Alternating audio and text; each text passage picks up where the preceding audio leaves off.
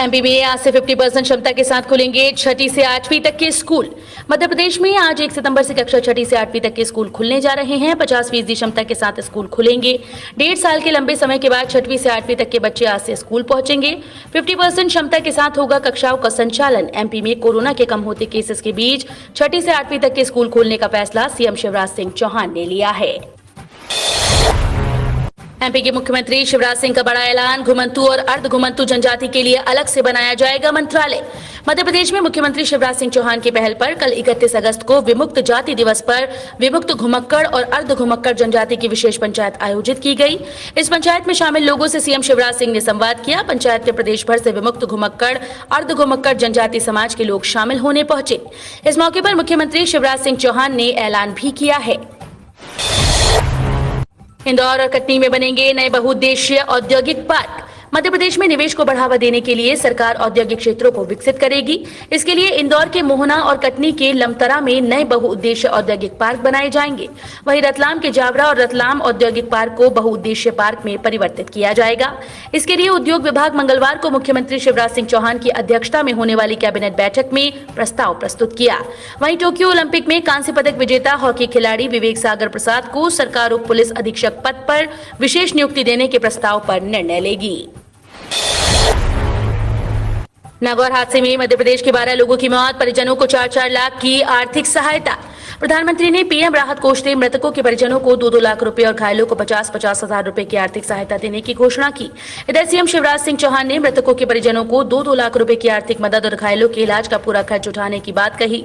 Collector Ashish Singh और SP Satyendra Shukla और अन्य अधिकारी मृतकों के परिवार को सांत्वना देने गाँव पहुंचे हैं। कोरोना के चलते बिगड़ी आर्थिक हालत, फिर से 2000 करोड़ का कर्ज लेगी एमपी सरकार। कोरोना महामारी का प्रदेश के खजाने पर बुरा असर पड़ा। ऐसे में आर्थिक हालात सुधारने के लिए प्रदेश सरकार ने फिर से 2000 करोड़ रुपए का कर्ज लेगी। बता दें कि इससे पहले जुलाई में भी प्रदेश सरकार ने 2000 करोड़ रुपए का कर्ज लिया था। फ्लाईओवर बनने के बाद ही सुधरेगी यातायात व्यवस्था, सावधानी से चलाएं वाहन। फ्लाईओवर निर्माण कार्य तेजी से चल रहा है। हालांकि अभी इसे बनने में कुछ साल और लगेंगे, जिससे यातायात बाधित रहेगा।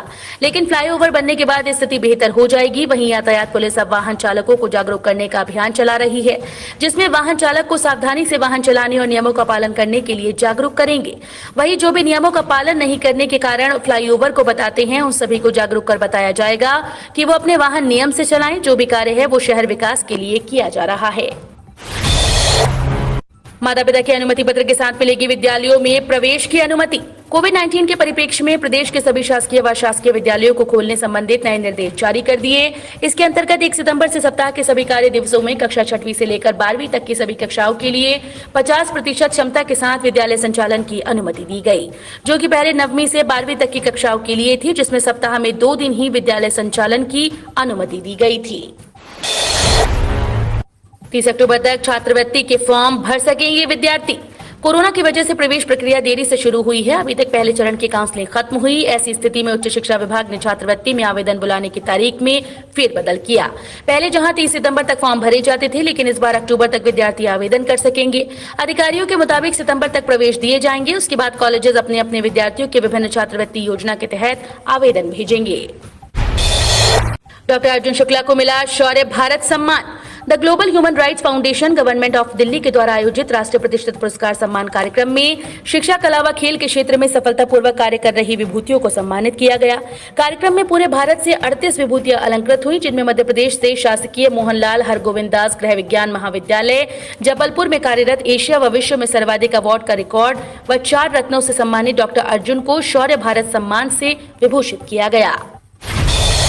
21,000 मेगावाट से ज्यादा बिजली के करार की ये है असलियत। बिजली में आत्मनिर्भर होने का दावा करने वाले मध्य प्रदेश के 21,000 मेगावाट से ज्यादा बिजली के करार की असलियत सबके सामने आई।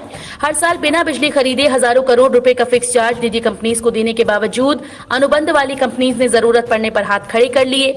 ऐसे हालात में कटौती झेल रहे प्रदेश को राहत देने के लिए सरकार ने पिछले 24 घंटों में महंगी दर पर 1163 मेगावाट यानी 1 करोड़ 5 लाख यूनिट अतिरिक्त बिजली खरीदी। इंदौर की एक और बड़ी उपलब्धि, 100% नागरिकों को लगी प्रथम डोज की वैक्सीन।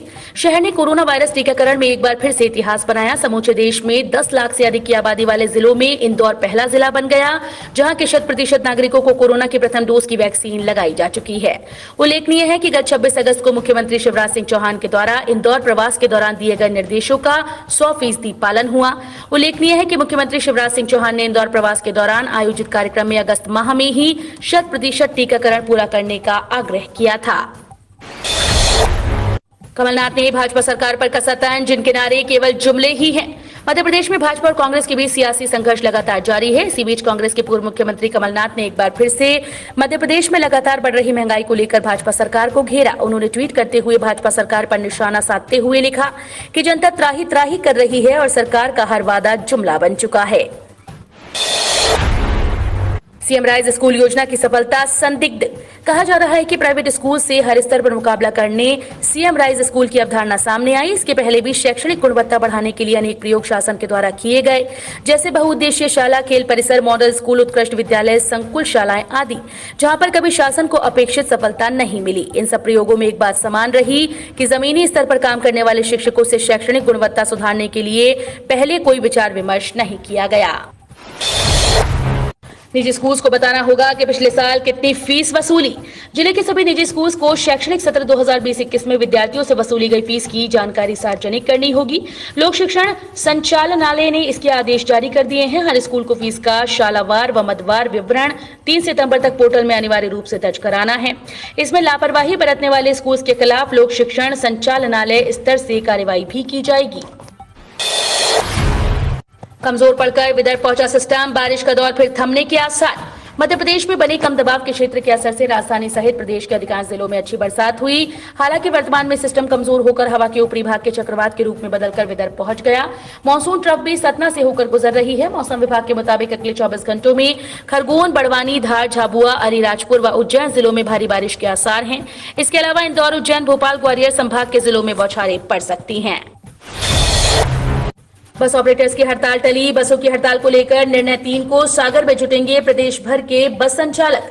टैक्स माफी को लेकर 31 अगस्त से शुरू होने वाली बस ऑपरेटर की हड़ताल 2-3 दिन तक चल गई। एक दिन पहले ही बस एसोसिएशन के प्रतिनिधिमंडल ने सीएम शिवराज सिंह से मुलाकात की, जिसमें उन्होंने 2 से 3 दिन में समस्या का निराकरण करने का आश्वासन दिया। इसके बाद बसें बंद करने के निर्णय को अभी वापस ले लिया गया। एसोसिएशन के महामंत्री जय कुमार जैन ने बताया कि 3 सितंबर को सागर में प्रदेश भर के बस संचालकों की बैठक होगी। किसानों को सस्ती खाद खरीदने के लिए दिए जाएंगे ई वाउचर।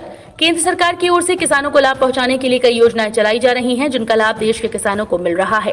ऐसी एक योजना केंद्र सरकार की ओर से किसानों को सस्ती दर पर खाद उपलब्ध कराने के उद्देश्य से शुरू की गई। इसकी शुरुआत मध्य प्रदेश से की जा रही है। समाचार पत्रों व मीडिया से मिली जानकारी के अनुसार केंद्र सरकार और पीएम नरेंद्र मोदी के मंशा के मुताबिक मध्य प्रदेश में ई वाउचर का इस्तेमाल सबसे पहले किसानों के लिए शुरू किया जाएगा।